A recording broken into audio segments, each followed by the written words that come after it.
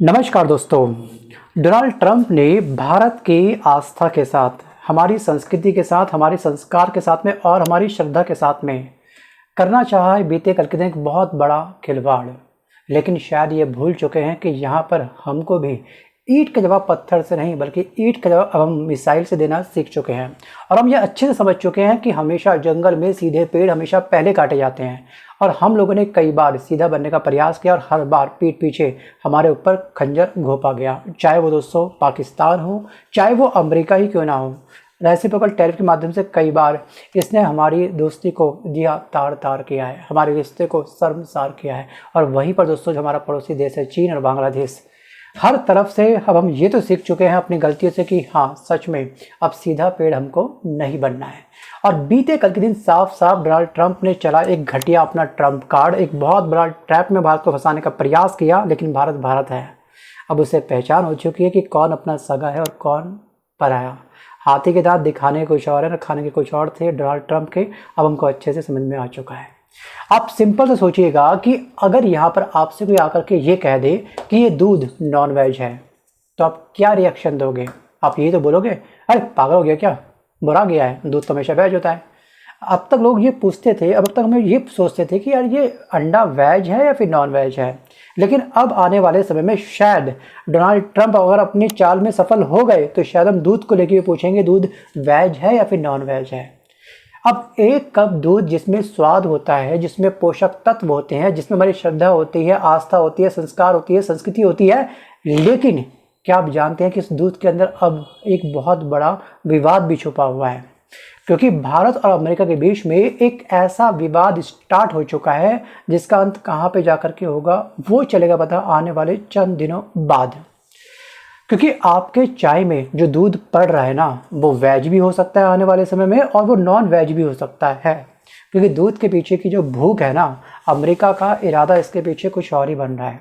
अब America actually ये चाहता है कि जो हमारा भारत है ना, अमेरिका में बने हुए जो भी डेयरी प्रोडक्ट हैं, जैसे कि उसके मिल्क पाउडर हो गया, अमेरिका के मक्खन हो गया, वहाँ का जो चीज़ हो गया, मतलब पनीर जो हो गया वगैरह वगैरह जो भी चीज़ें होती हैं, हम उसकी वस्तु को अपने देश में बेचने की अमेरिका को इजाज़त दें। गजब हाल है भैया। अगर आपके पास में खेत है, चलिए आप अपने खेत में करते हैं आलू की खेती और आपके पास कई कुंटल आपकी खेती होती है आलू के, और मैं आपसे आके बोलता हूँ कि भैया एक काम करो कि मेरे पास भी आलू है, मुझसे आलू खरीद लो, तो आप आलू मुझसे खरीदोगे नहीं ना।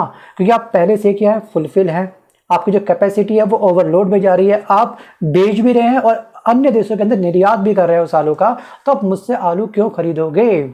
सोचिए, क्या आप रेगिस्तान में रेत बेचोगे? नहीं ना। तो वही हाल इस समय कर रहा है अमेरिका, बिना हमारा डाटा जाने बस केवल सिंबल स्क्रॉल कि हाँ यहाँ की जनसंख्या काफ़ी अधिक है तो यहाँ पे मार्केट कैप्चर बहुत तगड़ा मैं कर सकता हूँ। यानी कि अमेरिका की नज़र है हमारे 146 करोड़ लोगों के बाजार पर। लेकिन अड़चन कहाँ पे आ चुकी है? अड़चन आ चुकी है कि ये कि हमारा पेट काफ़ी भरा हुआ है, हमको आवश्यकता नहीं है। और अमेरिका में ना कई डेयरी फार्म में गाय के चारे के अंदर मिलाया जाता है ब्लड मील। अगर हमारे रिश्ते काफ़ी मीठे होते, अच्छे होते, काफ़ी हम लोग की क्लोज होते हम लोग, तो हम उसको थोड़ा बहुत मौका दे सकते थे, ठीक है। लेकिन इसके चारे के अंदर होता है ब्लड मील।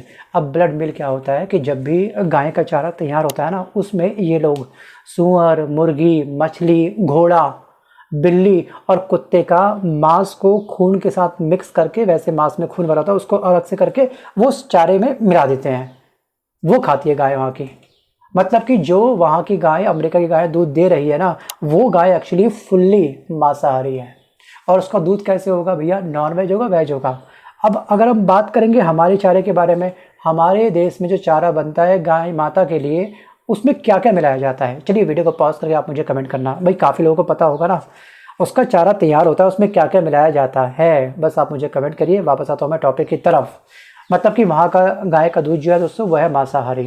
और भारत में दोस्तों सिर्फ दूध नहीं है, भारत में दूध की जो डेफिनेशंस होती है, जो उसका मतलब होता है, जिसका कहते हैं अर्थ होता है, वो होता है कि दूध पंचामृत का हिस्सा बनेगा आने वाले समय में। मंदिरों में इसके द्वारा अभिषेक होगा आने वाले समय में। कभी भी इस दूध का प्रयोग हम कर सकते हैं गृह प्रवेश में। और जो भी हमारे फेस्टिवल होते हैं, फेस्टिवल जो मिठाई बनती है वो बनती है इस दूध से। और हमारी हर पूजा A to Z, किसी भी तरीके की कोई भी पूजा क्यों ना हो, हर जगह हम लोग गाय के दूध का प्रयोग करते हैं। वहाँ पे हमारे गौ माता का दूध क्या होता है? कंपलसरी होता है। अब जरा सोचिएगा, क्या आप मांसाहारी गाय के दूध से बने पंचामृत को भगवान पर चढ़ाएंगे? क्या वो प्रसाद आप अन्य लोगों में बांट सकते हैं? बिल्कुल नहीं। इसका अर्थ बिल्कुल साफ है, नो मीन्स नो। अमेरिका भैया तुम एक काम करो, हुर्र हो जाओ। इस वाले बिजनेस का आइडिया दूर रखो, हमें ज़रूरत नहीं है। क्योंकि भारत में ना खान पान सिर्फ पौष्टिकता नहीं है, ये हमारी आस्था का भी एक बहुत बड़ा विषय है। इसके साथ आप खिलवाड़ मत करो। आपने देखा हुआ होगा कि अंग्रेज जब इंडिया में आए थे, राइट, तो वो केवल व्यापार करने आए थे। व्यापार, छोटे मोटे व्यापार उन्होंने किया, कच्चा माल यहाँ से लेके गए, अपने देश में बनाया, तैयार किया माल और हमारे देश में उसको बेचना स्टार्ट किया। अंग्रेजों ने भी कभी भी हमारी आस्था के साथ में, हमारी संस्कृति के साथ में खिलवाड़ नहीं करा। वो भी अच्छे से जानते थे कि अगर हमने इनकी आस्था के साथ में खिलवाड़ किया तो पूरी की पूरी जनसंख्या हमारे खिलाफ आ सकती है, हमको उखाड़ फेंक सकती है। उन्होंने कभी भी सती प्रथा के वो अगेंस्ट नहीं गए। ठीक है, इनकी संस्कृति है, चलने दो। बाल विवाह के अगेंस्ट नहीं गए, चलता है, चलने दो। ऐसी कितनी हमारी प्रथाएं थी जो थी काफ़ी गलत। मैं मानता हूँ कि बहुत गलत थी, सती प्रथा भी और बाल विवाह भी काफ़ी गलत है। उन्होंने बोला कि हम केवल यहाँ पे अपना उल्लू सीधा करने आए हैं, हमको जो भारत सोने की चिड़िया, इसको हमें नोचना है। एक साथ नोचना पॉसिबल नहीं है, इंस्टॉलमेंट में हॉलीडे करके हम नोचेंगे, कई साल लगेंगे, लगने दो, बस यहाँ से हमको रेवेन्यू जनरेट करना है। वो अपना काम करते रहे, हम लोग अपनी आस्था में डूबते रहे और काफ़ी जगह हम लोगों ने काफ़ी गलत भी किया है। और फाइनली उन्होंने क्या करा, हमको आज़ाद कर दिया कि भाई अब इस भारत में निचोड़ने के लिए कुछ खास रहा नहीं है। जितना दोहन करना था भारत का हम लोग कर चुके हैं। ये लो अब तुम्हारे हवाले वतन साथियों, वो चले गए अपने देश और हमको कर दिया उन्होंने आज़ाद। हम कितने कंगरे थे, सोचिए, सोने की चिड़िया हम हुआ करते थे।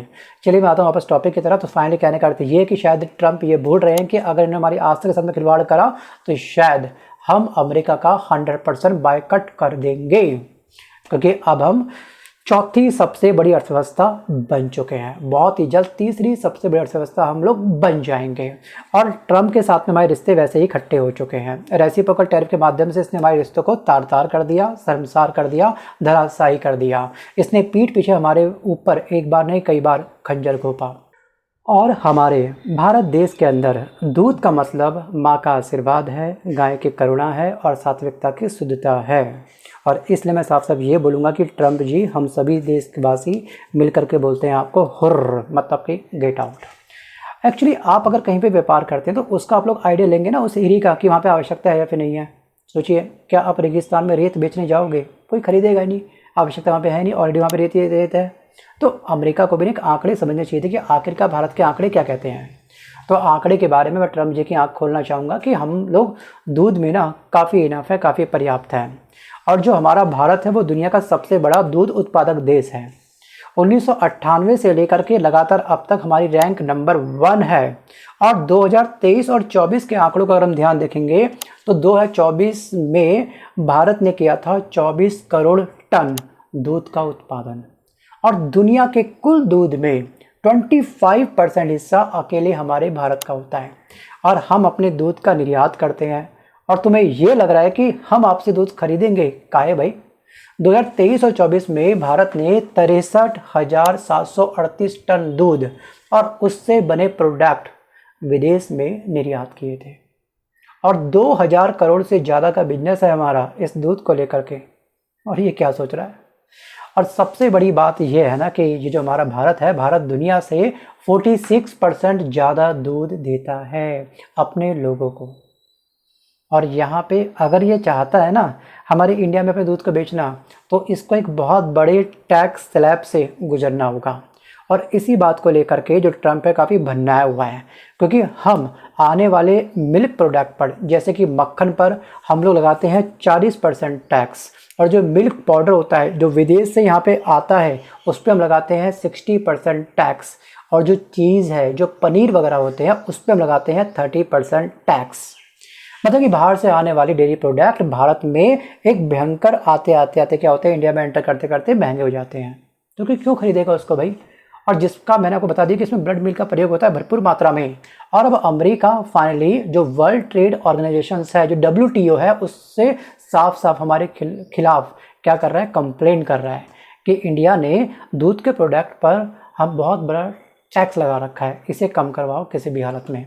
अच्छा, स्टील और एल्युमिनियम के ऊपर जो पहले 10% टैक्स था उसे आपने 15% किया, फिर आपने उसको 7 दिन बाद 25% कर दिया, उसको आपने फिर 3 दिन बाद 50% कर दिया। गजब हाल है भैया, तुम कर दो कुछ नहीं, हम जो ओल्ड अपना पैटर्न अपनाते आ रहे हैं उसमें आपको दिक्कत आ रही है, और हमें ज़रूरत नहीं है भाई, काहे तुम परेशान हो रहे हो। तुम बस केवल एक काम करो, यहाँ से गेट आउट हो जाओ, अपनी ये मनसा किसी और देश के ऊपर आप थोप दीजिएगा, क्योंकि भारत अब डरने वाला नहीं है और जंगल के सीधे पेड़ हमेशा पहले काटे जाते हैं। हम लोग अच्छे से ये चीज़ समझ चुके हैं, अब हम झुकेंगे नहीं। बस केवल अमेरिका के लिए गाय भले ही एक जानवर होगी, लेकिन भारत के लिए दोस्तों जो गाय है वो गौ माता है। अमेरिका के लिए दूध केवल मार्केट प्रोडक्ट होगा, भारत के लिए दूध सांस्कृतिक धरोहर है। अमेरिका के लिए चारा ब्रेड मील होगा, हमारे भारत का जो चारा होता है, भारत के लिए चारे का मतलब होता है उसमें घास भूसा और एक और होता है ना वर्ड चोकर, हाँ चोकर। मतलब कि जब ये दो सोच आपस में टकराएंगे बिल्कुल अपोजिट डायरेक्शंस में, तो ट्रेड वॉर नहीं बल्कि वैल्यू वॉर शुरू हो जाएगा। और अमेरिका साफ साफ ये कह रहा है हमसे, भैया तुम्हारे यहाँ गाय पूजनीय है तो मैनू की, तो मैं क्या करूँ भाई, मुझे सिंपल आपके मार्केट के अंदर एक बार एंटर करना है, बाकी वेज को नॉनवेज बनाना ये मेरी कला है। सोचिए एक बार।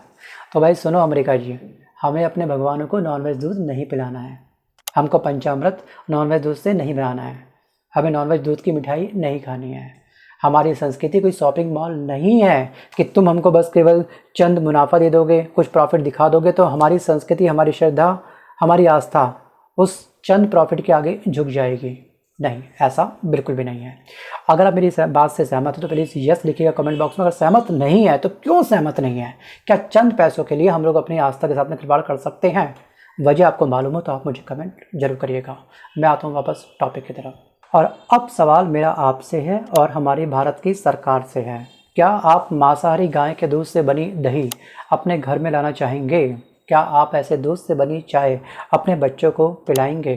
क्या आप पंचामृत में उस दूध की बूंद डालना चाहेंगे जिसकी जड़ में ब्लड मील हो? अगर नहीं तो अमेरिका से आने वाले दूध पर भारत की सरकार को सख्त कदम उठाना चाहिए। नो मीन्स ना, इसको साफ साफ कह देना चाहिए। अगर आप मेरी बात से सहमत हो कमेंट बॉक्स में जय गौ माता आप लोग लिख दीजिएगा एक बार। सो गाइज, हम उस धरती पर रहते हैं जहाँ गांव गांव में गौ माता आपको दिख जाती है, घर घर में यहाँ पर भाव है इस गौ माता को लेकर के, और इसके दूध में एक विश्वास है। और भारत सिर्फ एक बाज़ार नहीं है, ये एक संस्कृति है, संस्कार है और एक आस्था है।